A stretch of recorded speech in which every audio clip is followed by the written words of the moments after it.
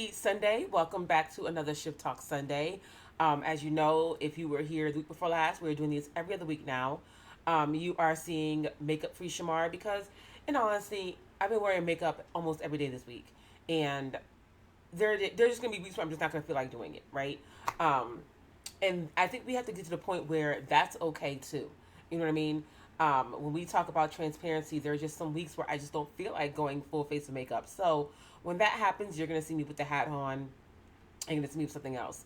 On top of the fact that my allergies are on a different level, so yeah. So we are makeup free this week. Another very transparent week.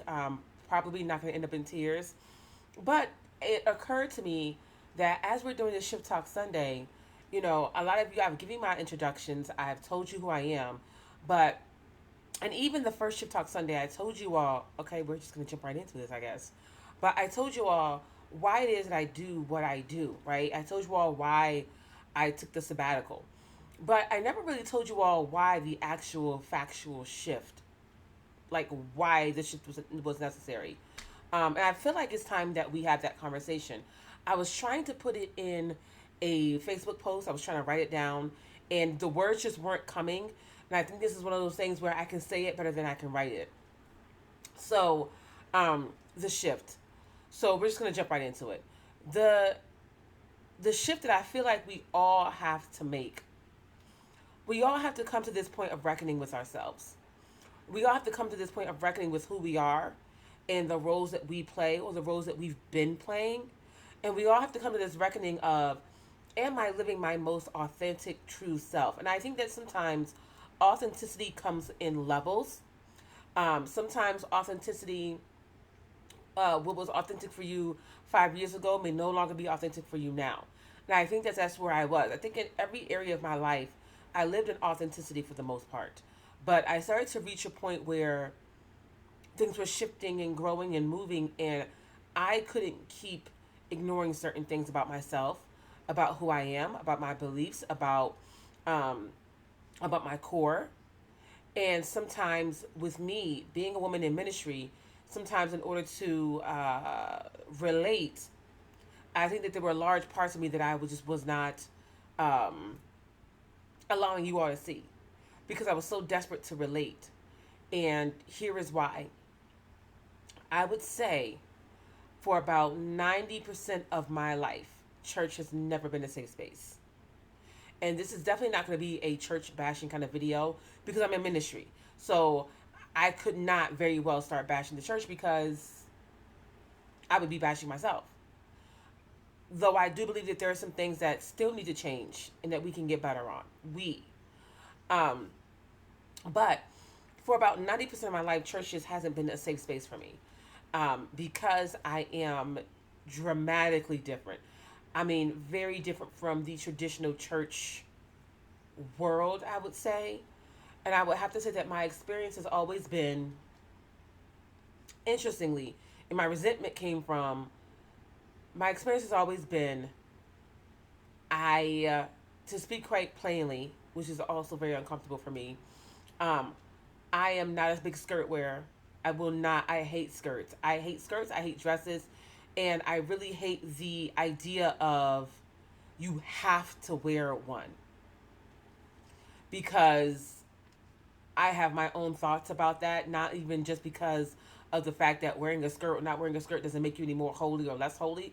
I also have my thoughts about the fact that pants were even created during the times of Paul's writing. So when we say that, if you use that scripture, that makes no sense because pants were not created at that time.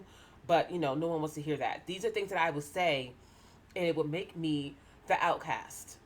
Um, the fact that I am not a skirt wearer. Give me jeans, a cap, and the heels all day, every day. I am not modest enough. From what I understand, between the jewelry and the hair and the makeup. And interestingly, my resentment for the church came from the fact that I was told I wasn't modest enough. Even this, I tried to pull this up. Um, but I would look around and see these really huge hats filled with glitter and diamonds and veils that had glitter all over them and suits that were just really out there. And I used to sit there and think, but I'm not modest enough. Okay. Um, and then there is my whole demeanor.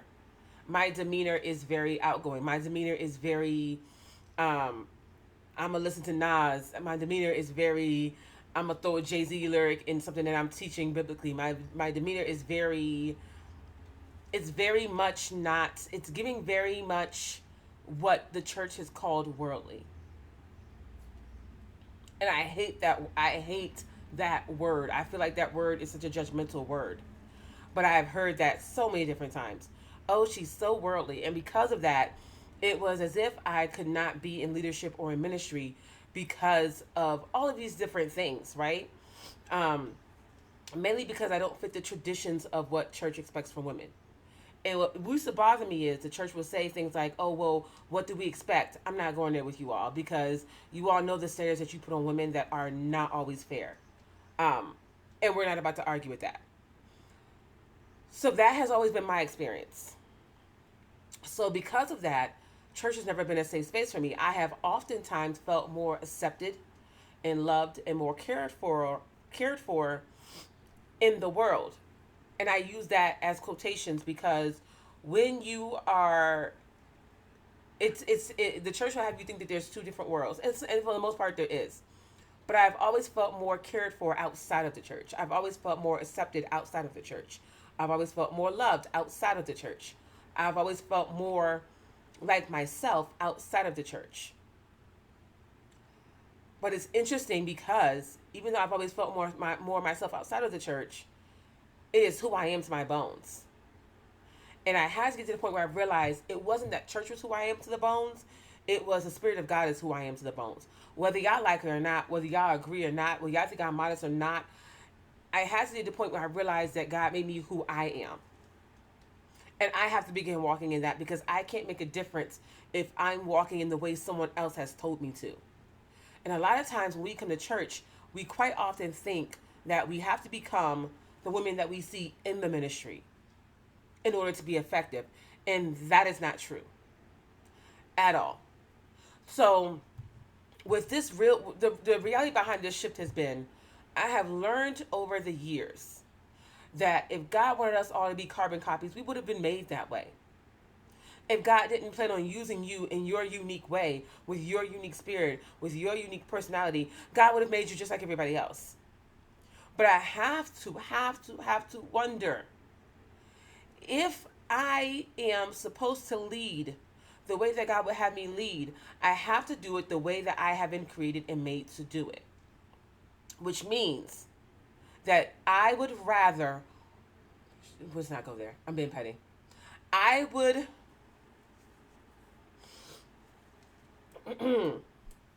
which means that I'm just not going to fit in the traditional standards anymore. I don't, and I never did. And I don't plan on ever trying to. I don't plan on doing it. And there are some cases as a woman in ministry, as a woman in leadership, where I do have to do certain things traditionally, and every aspect of it is not me. And there is, and I think that comes into place where it's like there are some days where it's almost like having a dress code at your job.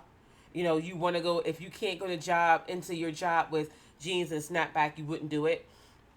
There are some parts of ministry where I have to wear the collar and I have to wear these things, and and to be honest with you, it never feels like me. This is me. So I got to the point where it was interesting. I was straddling not two worlds, but two parts of myself.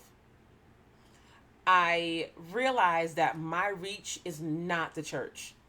And I am 100% okay with that. Please, dear God, don't ever let it be. I'm okay with that.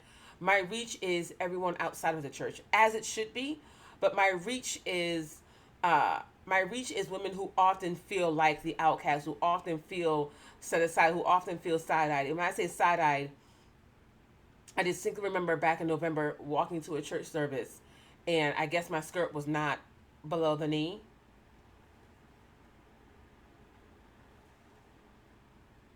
So a woman that was part of another ministry looked at me and she goes,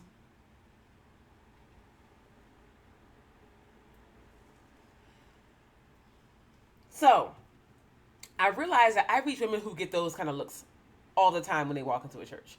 I realize that I reach those kind of women who get those looks all the time when they don't fit the traditional standards of whatever the traditional standards are. Um, and so it has been an interesting thing trying to straddle between both.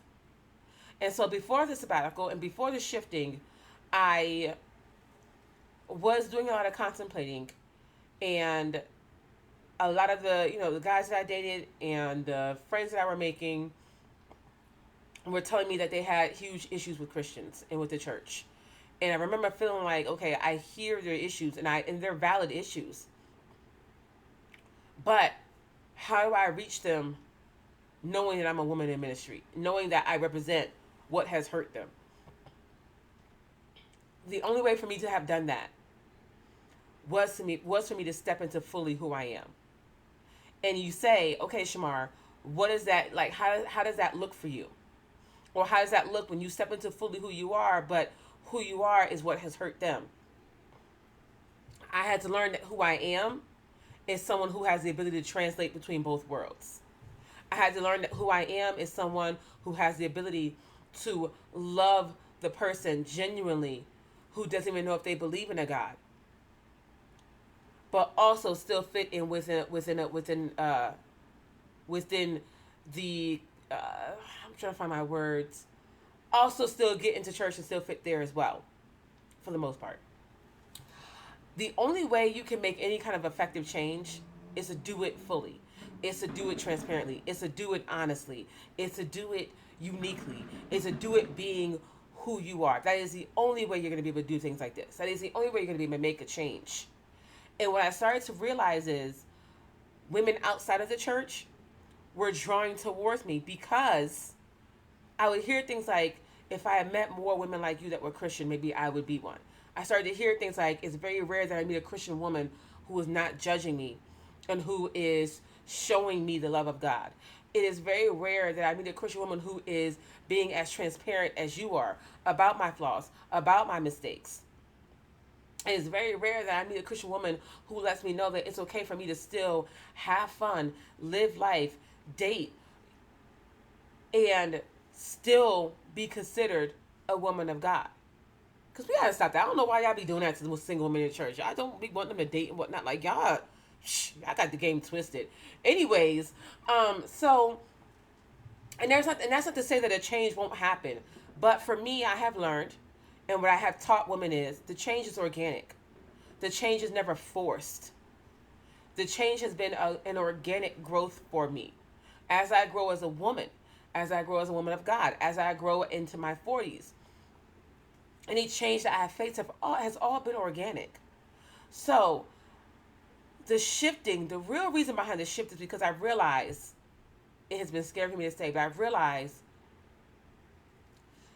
that I had to step into the role of being the woman in ministry that other women can look up to, that other women can trust and rely on, that other women can go to for help and advice. There are women who will never step foot in the church. There's something hanging from my hat, y'all. There are women who will never step foot in the church, but will call me and ask me to go through scripture with them because they're scared to step into a church. There are women who initially would not even have thought about this, but who will call me and ask me to pray with them. Who will call me and ask me, hey, can you teach this biblically for us? So I had to understand the role that God was shifting me into. And it was scary, and I knew it before my sabbatical. And eventually I had to the point where I had to do that. Because these women were me. Side-eyed, feeling like they are nervous to step foot into a church, feeling like they're not going to be accepted for who they are. And somebody has to be that person that can say, I get it, I understand you. Not just say it, but really mean it. I get it, I understand you. So the real reason behind this shift is, my prayer with this shift is that you all, this is so scary to say, that you all begin to understand, I'm trying not to cry. My prayer behind this shift is that you all begin to understand that however God made you is however God is going to use you in your own unique way. My prayer is that you begin to understand that your uniqueness is your superpower. You do not need to be like me. You do not need to be like your first lady. You do not need to be like the prayer warriors that you see. You do not need to be like them to be effective. And I am so sorry for whoever has made you feel like you have to be that. And for whoever has made you feel like if you're not them, then you're not powerful, because it's just not true. I was not supposed to cry. I get really passionate about this. I was not supposed to cry. I get really passionate about this because I spent years feeling like I spent years hearing that because of my makeup, my nails, my whole attitude, my demeanor, the fact that I rather wear jeans that with holes in them and a cap and heels, that I am not as powerful as other women in the church. I spent years hearing that. And that took years off of me walking in my calling and my uniqueness. My shift is so not another woman that reaches me walks away feeling like they're not powerful and they're not useful and they're not accepted. Every woman that touches my entire atmosphere is going to walk away knowing that they are powerful, they are unique, they are special, and God will use you as that. My shift is because I want women to understand that no, you do not have to become perfect overnight to be used. My shift is for every woman that walks in to understand that who you are is who God will use. And any change that happens, any growth that happens, any lifestyle change that happens will be organic and unique to you. And it will be in its time. Are there some things you have to force? Yeah. Alcoholism, I grew into that change, but for the most part, I had to force that change because I couldn't I knew I couldn't be effective while still struggling with alcohol. But other things changed on its own, organically. It's not for me to force that change for you. It's not for your pastor to force that change with you. It's not for anyone else to force that change with you. That's between you and God. So the shift, my shift was important because I needed women to understand, to look at me. My prayer is that you look at me and you understand. She has fun. She is down to earth. She is different. She is outgoing. Sometimes, as I get older, I'm becoming more introverted. But she is powerful. She's reachable. God uses her.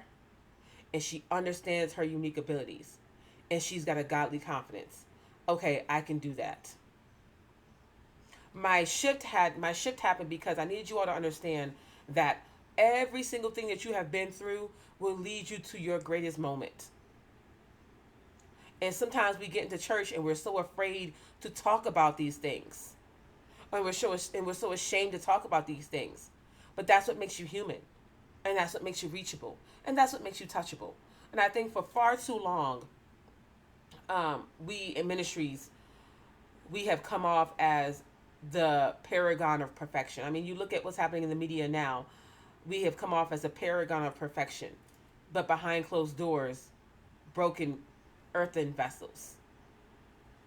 I would rather be the broken earthen vessel at all times, letting you know that I am fixing every crack along with you, than ever try to be the paragon of perfection for you.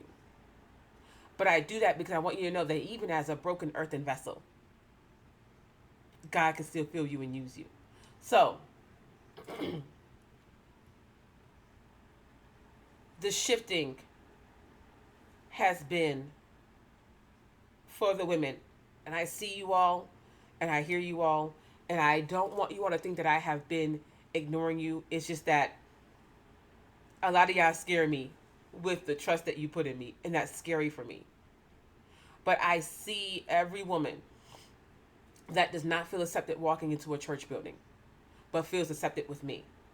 I see every woman who feels like I feel so judged and so side-eyed, but with you, I feel safe. I see you all. I see every woman who feels like, you know what? I always knew that this is what that meant, but I was afraid to say something. I see you all. And my shift is for you all. And it's going to continue to be for you all. My shift, anything I ever do, I realize is never going to be for the church. And I'm okay with that.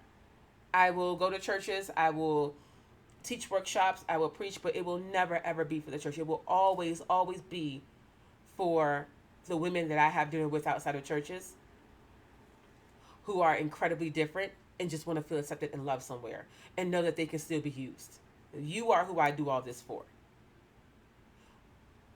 And I find that it's no mistake, or it's not a surprise, or I find that it's very telling that my entire ministry has always been outside of it. So when we talk about, this may be a shorter video than what I expected. So when we talk about the shifting, and this is not going to be, and this, it may be long, y'all. Maybe not. But when we talk about the shifting, who am I hoping to reach? Who am I hoping to provide this safe space for? I want to provide this safe space for the Deborahs. And if you don't know who Deborah is, Deborah was a judge. And at that time during judges were leaders of Israel because there was no king. So judges were the leaders. And there was a woman leader. And her name was Deborah. Not only did she lead, but she judged. And she made decisions. And she prophesied. And I should have turned my phone off. Please forgive me. And she prophesied. And she led in battle. And she did it confidently, knowing who she is and who she was meant to be. My prayer is for those Esthers who feel displaced and feel like they're in a place where they don't know if they fit. But God placed you right in that place where you don't know where you fit, because that's where God needs you to make the change. Oh my God, I'm talking to myself. Oh my Lord. Whew. Okay. My prayer is for those Lydias who are business owners and who are leaders, but who only get a blurb mention about them, but are powerful nonetheless. My prayer is for those Jaels who have one sentence mentioned about them, but those Jaels are so powerful that they step up to the plate and they do what needs to be done and they change the course of history.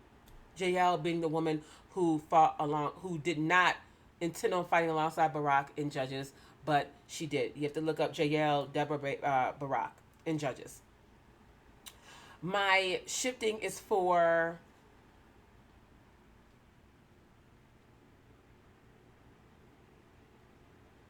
the Rahabs, who could easily have been looked at as the outcast of society because of her choices as a woman and the choices she made as a woman, but then decided to make a new choice and shift her whole atmosphere, and then became a notable character. My shifting is for the Rahabs. I'm looking like this for a reason. I have always felt like it has been an extreme pressure to live up to the Proverbs 31 woman. The Proverbs 31 woman has always come off as so freaking perfect. And I used to read that. I used to be like, well, I don't like getting up early in the morning. Well, I don't like rising before everybody. I'm trying to sleep in too. I used to look at that woman and think she is so perfect and I cannot be her. And I think many of us read Proverbs 31 and like, I want to be that, but I'm so imperfect, I don't know if I can be that. My shifting is to let you know, my shift is to let all of you know that there are other women in the Bible other than the Proverbs 31 woman who didn't always get it right, but ended up getting it right. Who felt insecure, but went anyway. Who led, who made mistakes, who came back, who were side-eyed. My shifting is for the Mary Magdalenes. And interestingly about Mary Magdalene, the funny thing about it is, everyone calls her a prostitute throughout the years. The Bible never said she was a prostitute. They never said that. When you really read about Mary Magdalene, it didn't say that. But somehow, some way, we gave her that, because of her experiences, we gave her that title of prostitute. And isn't that what happens with women all the time? My shift is for the Mary Magdalenes. who everywhere else was a social outcast. With me, not so much at all. So that's who my shifting is for. So I know of this was not very typical of my other Shift Talk Sundays, where I give you point after point after point. But I really realized that with all the other Shift Talks, I gave you I alluded to who I do this for. I alluded to why I do this. I alluded to why the shift. But I never outright explained to you this is why. I am going to be who God made me to be, not what the church wants me to be. I am going to teach and lead the way God would have me to be, not the way man expects me to. I am going to have a great time with friends, live a great life, laugh, dance. I will not live a life of I have to withdraw because that's what makes me powerful. Nope. Not on today. That's not who I am. And I do not feel like that's the power that God has placed within me. I'm out here. And we out here. And so that's what this shift is for. I had to really step into who I was, into who I am, and understand that if it makes me not traditional for churches, that's fine. If I continue to get side eyes in ministry, and I do, I just don't be telling nobody, but I see it. I'm just petty enough. Let me stop. I'm petty enough. I'll go sit next to the person that's side eyeing me and say, "Hey, girl," and I still get them. But I'm still going to do what God has called me to do, no matter what. I'm going to love the very people who hate us. Because hate comes from somewhere. You're not born into it. It derives from somewhere. I'm going to love the people who feel like they can't step foot in the church because they need it more than the people in the church do.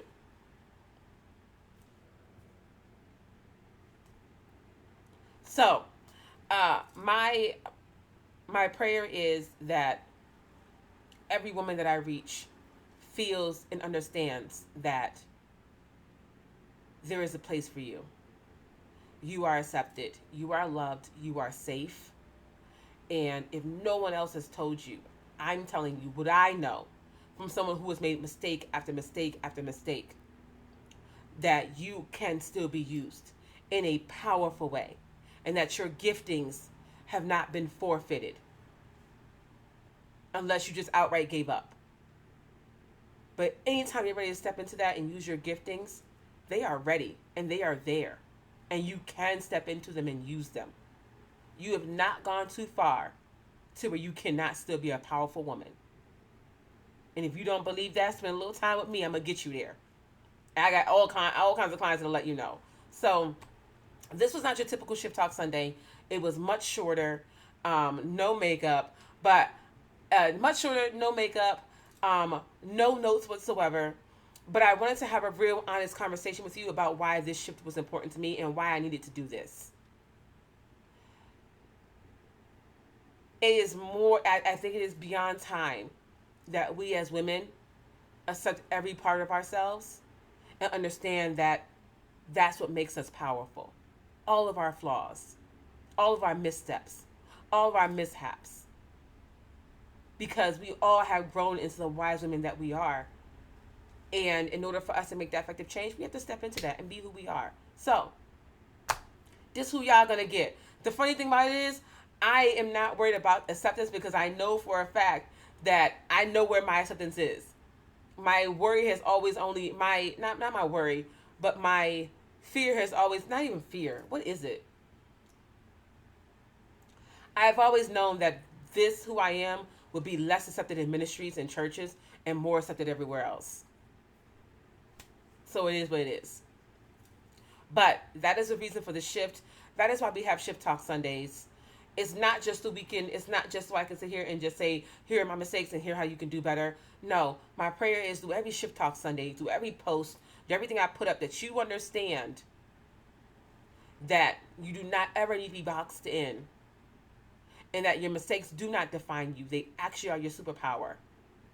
And that every part of you can be used to affect change. So that was, and it's interesting. the rebranding, the sabbatical, it was so much deeper than just a rebranding. It was so much deeper than just a sabbatical. It really was time for me to shift into the woman of God that God has created me to be. So there is that. I like I said, I know this was not the typical Shift Talk Sunday, but I really just wanted to talk with you all and be honest with you all and be transparent with you all at a different level. That's also why I chose not to do makeup. I really just wanted to just vibe with y'all, feel me, and like get with y'all, feel me. So lots of things are coming up. Just so you know, I just did the Reclaiming My Mind event with Swag Her magazine, which was really great. I had a really great time doing that. June 12th, at I believe we're going to be at Rehoboth Church in Waterbury, Connecticut. I am becoming an evangelist. Y'all see that, right? Y'all see why I'm so different? Y'all see what I just did? It just came out. But I'm becoming an evangelist, like, period. So that's going to be an exciting day. I believe service starts at 12. I got to check with my pastor about that. I just be showing up. For real, I just be showing up. I just be like, all right, tell me what time to be there. I'm going to be there. You know what I mean? And then after June 12th, June 18th, I will be down in Maryland teaching a workshop on godly confidence and understanding your unique abilities. And then after that, it is traveling, literally doing this, teaching women how to have godly confidence and how to tap into your unique abilities. I'm excited. Like, I feel like that. I feel like the Greatest Showman was the day it was like, this is, when she was like, this is me. I feel like I'm excited. But anyways, so y'all stay tuned. Make sure you follow me across all social media. It's Shamar Latanya everywhere, because we don't do confusion around here. And I hope that you are inspired. I hope that you are strengthened. I hope that you are able to see and are able to look at what it is that I do and say, okay, you know what? She's different. Maybe I can do this. You can. Whatever it is that you're meant to do, you can. All right. So I love you all. We don't have Shift Talk points this week. We don't have a Shift Talk weekly challenge because this was our conversational week. All right. The next Shift Talk Sunday, we will get back into the typical protocol of it all. You'll have your titles again. You'll have your weekly challenge. But I really want to put this out there as a conversation so you know why it is that I do what it is that I do and how it is that I do it. Ow. All right. Yeah. Love you all. See you all at the next Shift Talk Sunday.